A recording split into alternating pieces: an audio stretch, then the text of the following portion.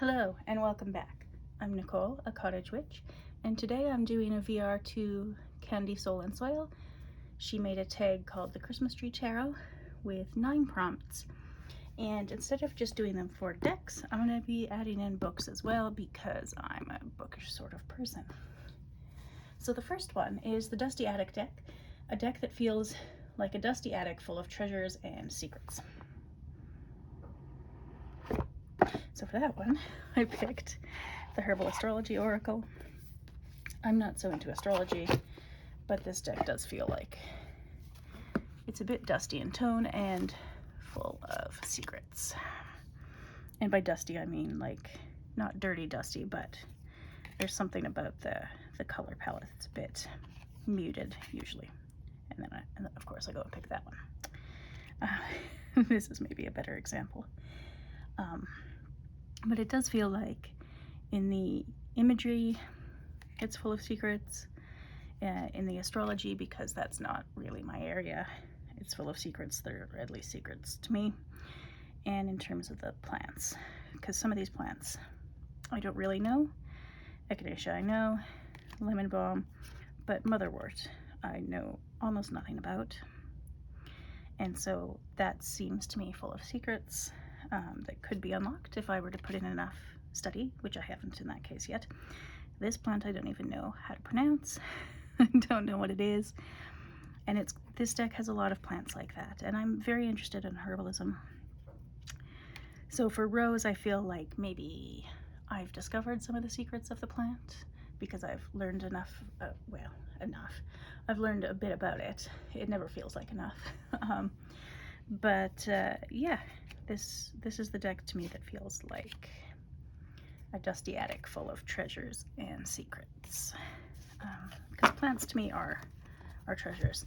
And in the book, I went a bit literal, and this is a biography of Marie Curie by her daughter Eve Curie.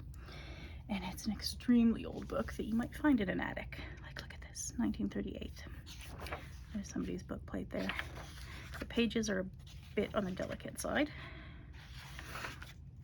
And it was printed in 1937, or copyright 1937, so it's not quite 100 years old, but it's working its way in that direction.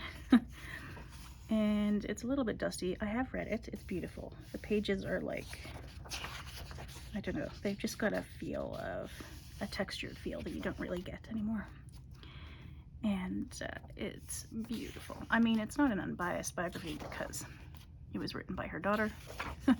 So there's that, but it's an interesting one. And I enjoyed it. And I find Marie Curie such a fascinating figure. From history, she just did so much at a time when women weren't expected or allowed to do all the things that she did. And so this book I really enjoy. I've got little sticky notes sticking out in some places, and it just feels very much like a book that you might find in an attic or a grandparent's house or something. So that's the first prompt done. The next one is the Christmas Tree Structure Deck. Tell me about the key tarot structure you love.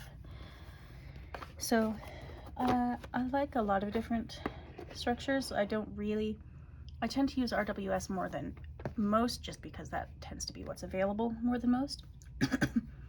But I'm not so firmly attached to that I'm not open to other structures, and sometimes the ones I like the most are the structures that decks come up with, or that deck creators come up with themselves. And so for this one I chose the Herbcrafter's Tarot, and the main reason for that is this part of the guidebook, if I can find it. Cards and correspondences. I'm clearly exceptionally well prepared. Okay, so here's an example where it tells you about the twos. So the twos feature plants that are beneficial to pollinating animals, providing them with food and shelter, and then goes on to give you more information about sort of the reasoning for that. And so there's a different method, I guess, that went into choosing each number of the suits. So threes feature plants that are easy to grow. Are these all easy to grow? Yes, they're all easy to grow. I'd like my raspberries to come back next year though. 4 cards feature herbs that are used as border or hedgerow plants, and so on. So it's got this kind of really thoughtful structure that I absolutely love. And I love the plant choices. Like, they all, I don't know, Letitia Guthrie wrote this guidebook, and so I see, pardon me, my throat went a little strange there for a second. Wow. Letitia Guthrie, I assume, was the one who picked the plants. And they just, this is one of my all-time favorites. They just fit so well. Like, the amount of thought and care that was put into this deck is wonderful, and I love it. This is so good. And yeah, so this is one where, I mean, I guess there are some things in it that are sort of RWS-ish, but it's pretty well got its own structure, and it's a fantastic structure, and I will break it out again next summer. For books that correspond, the one I picked is A Border Passage. Having trouble organizing things on my little tiny table. A Border Passage, From Cairo to America, A Woman's Journey by Leila Ahmed. She is an academic who grew up in Egypt and ended up as a professor in the US. And I should reread this book because it's been a while since I've read it. But I remember that the way she framed the book, so maybe it's more the framing device than the structure, but the way she framed it in terms of identity was fascinating to me, because it was one of the first books by an Arab woman that I'd ever read. And she talked about the different ways that identity has changed in her life specifically, obviously, but also in Egypt generally. For example, I remember at one point in the book she talks about how there was a time in sort of social political history where it became more common for people to refer to themselves as Arab rather than Egyptian. And she talks about having realized that one day, and realized, like, there were people implying that she wasn't Egyptian or wasn't African anymore. And she'd always grown up thinking of herself as Egyptian and African, because she is. But politically, there was this sort of pan-Arab movement, I guess, to try to resist colonialism and whatnot. And so she found herself wrestling with those distinctions at one point, and then, of course, later on she moved to America, and that comes with a whole different set of identity, politics, and issues. And it's a beautiful book. She's a really good writer, and the way she talks about these things I just found so fascinating, especially because I hadn't really, at the time that I read this, hadn't really thought about them before, and didn't really know much about, like, I think it was the first book by an Egyptian woman I'd ever read? It might have been. So, and one of the first memoirs, I think, by an Arab woman that I'd ever read. So it was new to me, but also I've never read a memoir that is structured in quite the same way that this one is, and it's really, really well done. So that's the Christmas tree structure deck. Number 3, the Tinsel Deck, a deck you get wrapped up in, and using it can make you forget about other decks. So for that one, I picked the Tarot Racine d'Asie, the Roots of Asia Tarot, because I am using this currently for the, what's it called? Drop 'em 78 challenge by Mindful Tarot. I sort of skipped over what were the last 2 suits? Water and swords. Because, you know, life happened. And I don't actually know which day we're on right now, but in my world, I'm on the Emperor and then the Pope. And this is a deck that just has so much depth and so much meaning, and it's a different perspective. It's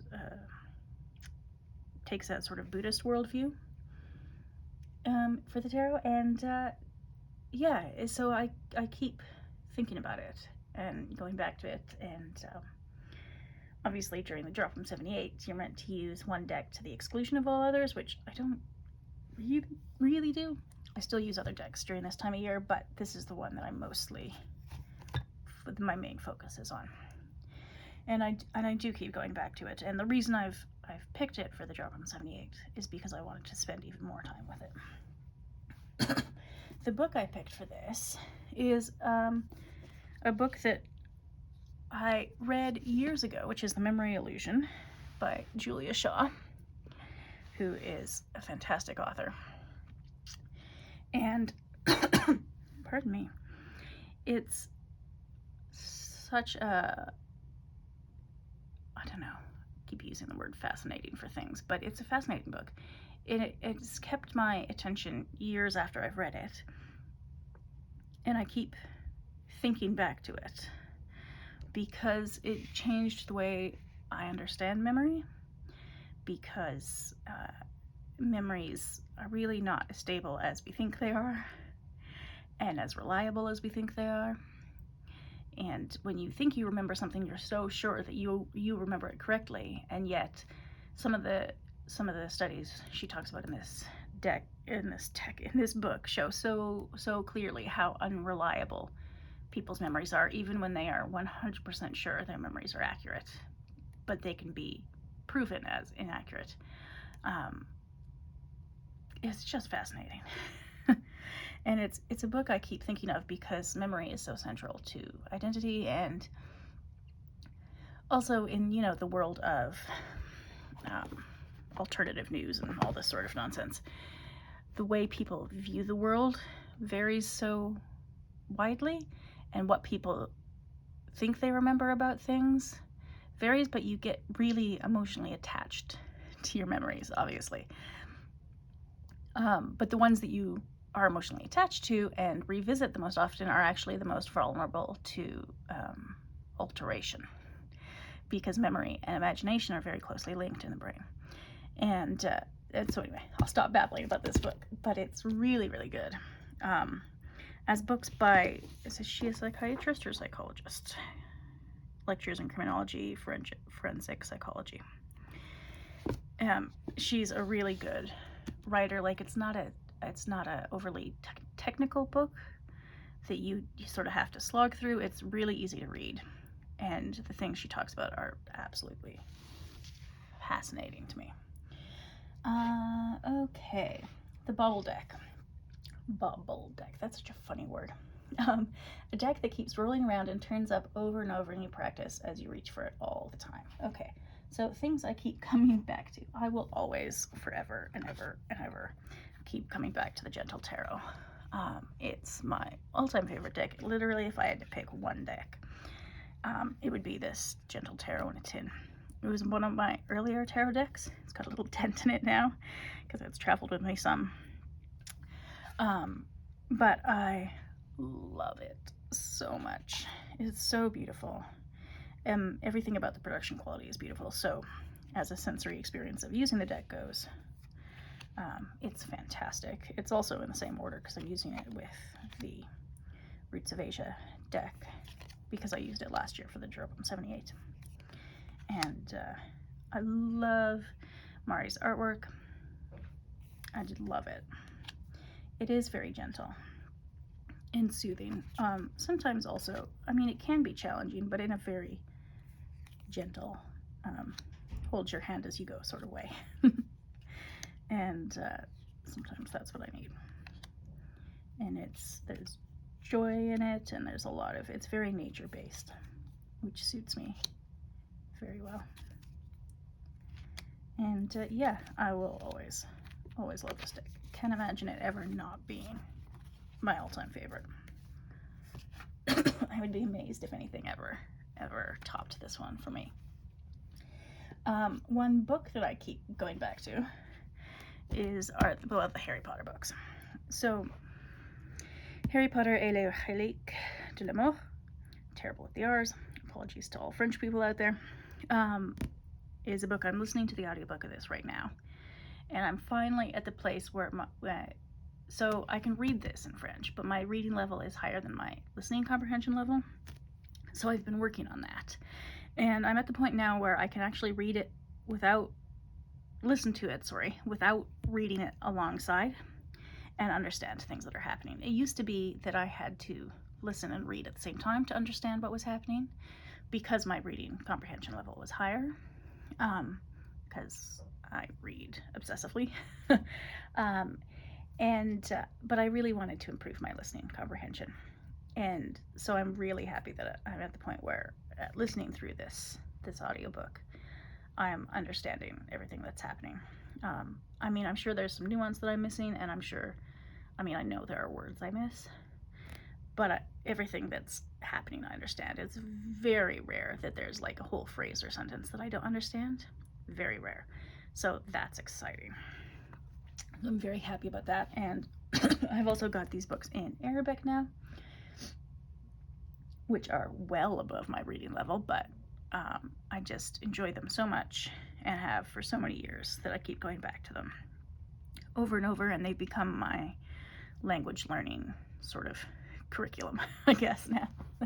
So that's the Bauble book and deck. Now, the Snowman deck, a deck that melts your heart. Okay, for the Snowman deck, I actually picked the Boo Tarot because I don't usually go for cutesy things, but honestly, this one it's really well done. The cards are a bit warped, which I knew would happen because I'd heard that about the cardstock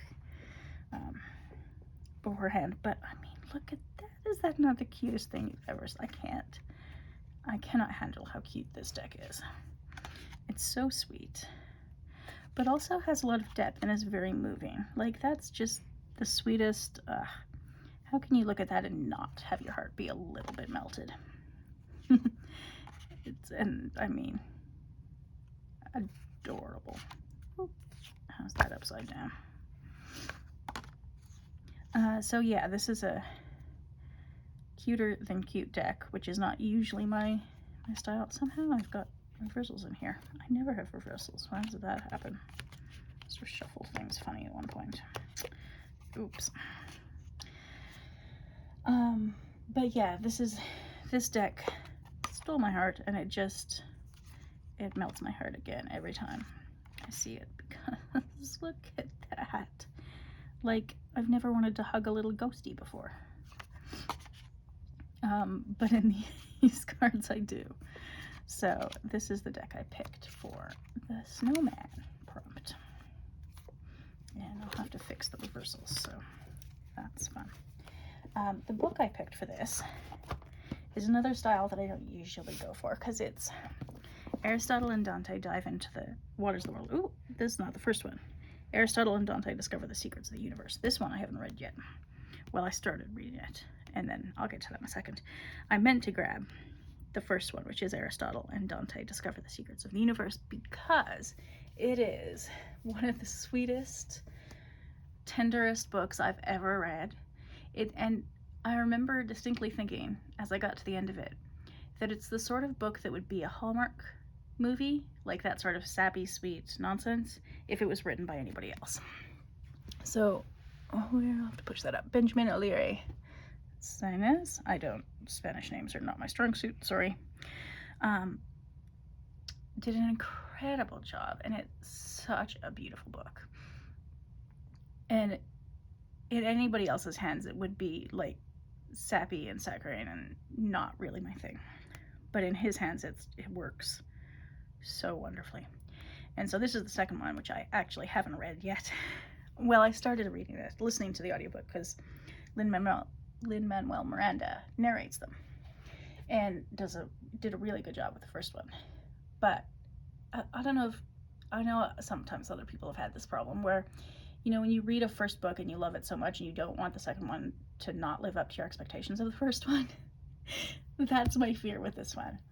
And I'm sure that's not the case, because I've heard good things about it, but at the same time, it makes me nervous to read this one, because the first one did melt my heart so much, and I'm like, but I want this one to be just as good, but I haven't read it yet, so I don't know if it's just as good. So that's my current dilemma. Well, current, it's been my dilemma for months because it's been out for a while now. All right. A handmade deck. A deck that's extra special because of who made it, or a deck that feels particularly handmade. Okay, so this deck is handmade because I made it for myself. So I'm interested in herbalism, and I make some of my own. This is a balm that I made with some particular plants that grow near me. And these are the cards that correspond to these particular plants that I'm reading, studying about right now. And so what I've done is taken pictures of 78 different plants. Well, not quite, because some of these, there are a few that are photos from the internet when the plants don't grow near me. But like this one I took of a pine tree near me, and I love it. And then I put the tarot correspondence that I make on the back. I'm going to try and learn all of the Latin names over Christmas, and then associations and herbalism information from various cultures, either from my heritage like Scottish or from local ones like Curie. So this deck, because I actually did make it myself, is very special to me, and obviously feels handmade. I got it printed on make playing cards, but the photos are mostly mine, and the content I collected myself. So yeah, that's special to me. And a book that feels handmade, because it also is handmade. Well, the book isn't handmade, but the contents are handmade. So this is one of those like leather or leatherish books it's a mess now. It's well used. You can get it like, I don't know, Indigo or wherever. And it's a book of recipes. So this is it starts out with my grandma's apple pie recipe, because of course it does. What else was I going to start with? And some other notes that I've added, and sometimes other things that I've inserted. And it's got splotches of butter and chocolate, and so probably nobody else would use this. There's another. It's got some of these flaps where I've either replaced a recipe that I liked but didn't want to get rid of the old recipe, or ran out of room and wanted to have 2 recipes. So that's how that goes. So most of them are baking, and then other desserts, because I love baking and I love eating baking. So hey, and then there's some fish recipes, a couple blank pages, not very many left, for some more fish and then chicken recipes.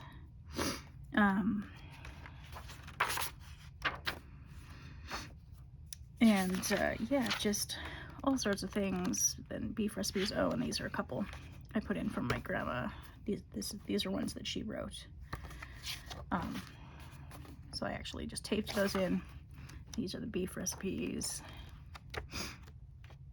And then soup recipes, vegetables, rice, and other just bits like poached eggs and omelets and juice and whatever, miscellaneous stuff. And then sauces, mozzarella. That's quite fun. If you've never made mozzarella, I recommend giving it a go sometime, just for fun.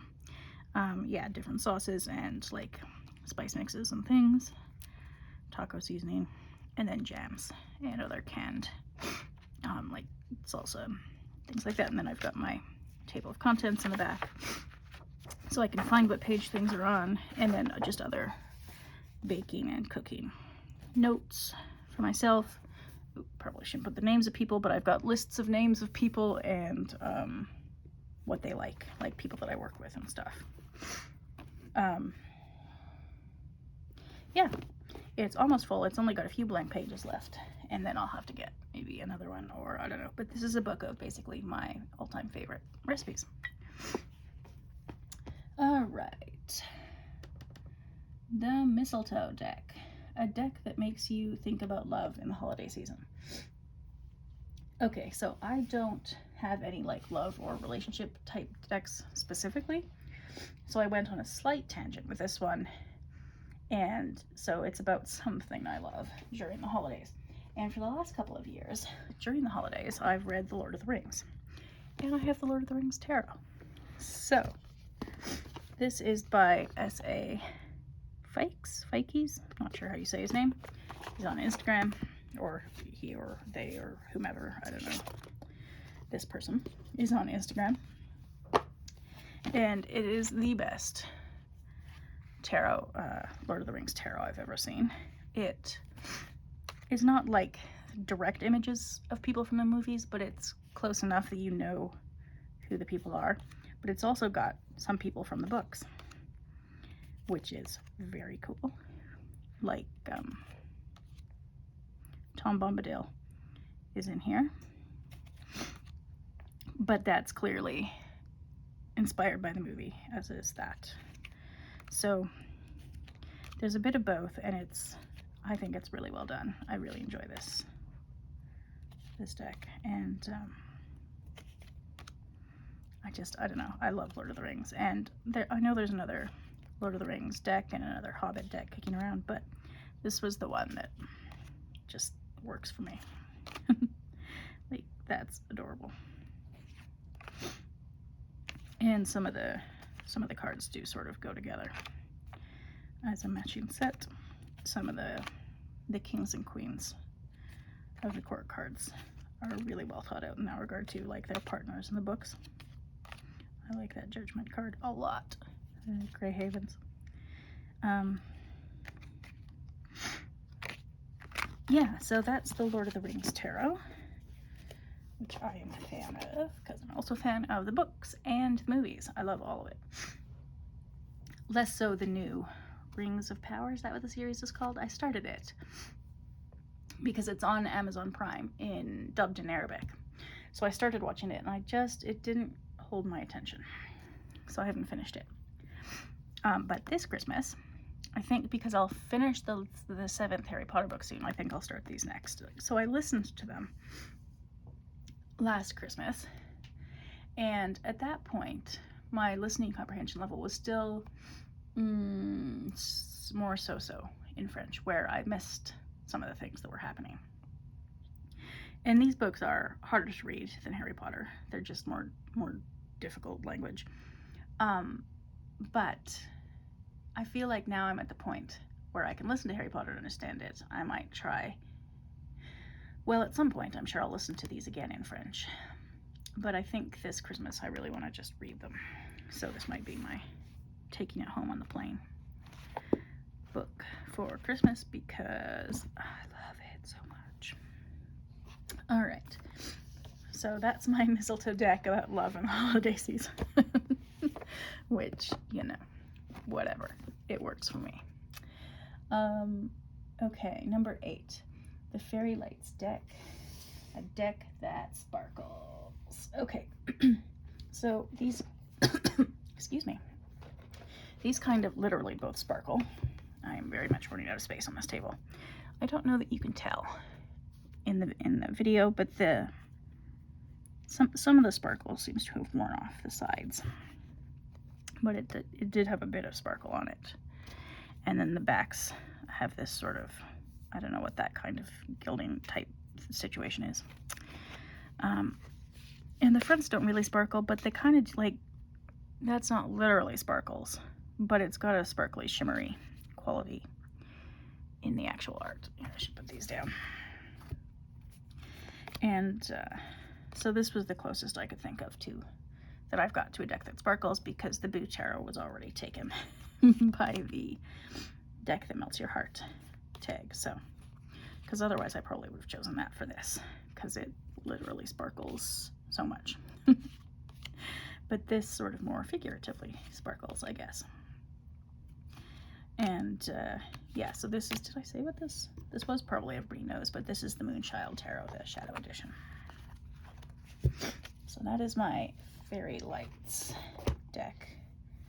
And the corresponding book that I picked is Botanical Curses and Poisons, The Shadow Lives of Plants by Fez Inkwright. I've listened to the audiobook of this a couple of times actually, and the cover does have this sort of gilding situation on it. I can't really tell to what degree that's showing on camera, but hopefully you can tell a little bit that it's there. Maybe that helps.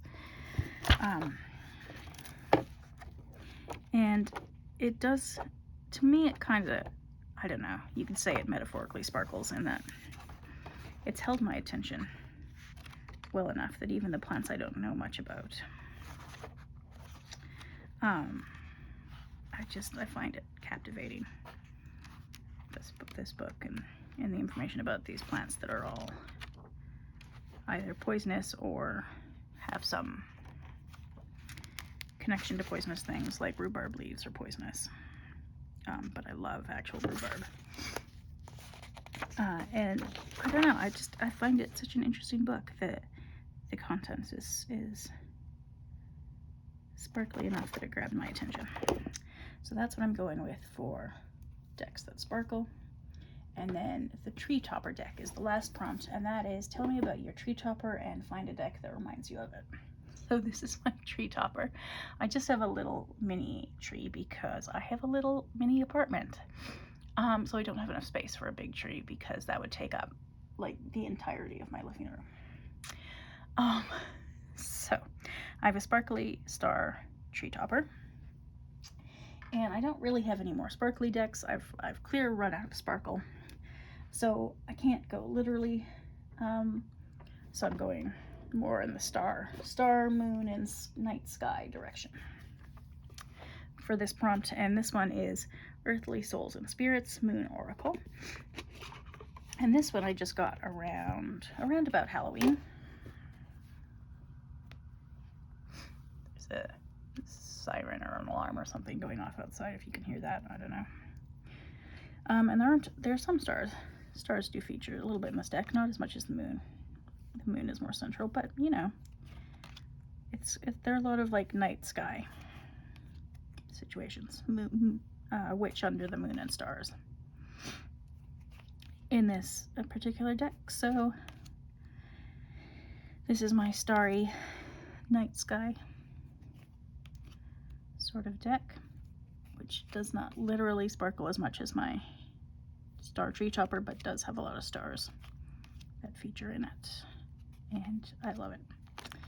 So that's that. And then the book, if I can get that back in the box, is Sept brèves leçons de physique by Carlo Rovelli. It's actually originally written in Italian because he's an Italian astrophysicist, which don't, like, give me a second here. I don't want to lose you at astrophysicist if that's not your thing. He's also incredibly poetic. So this is 7 brief lessons in physics. And the first time I read it in English and then read it again in French because it's one of the most stunningly beautiful books I've ever read.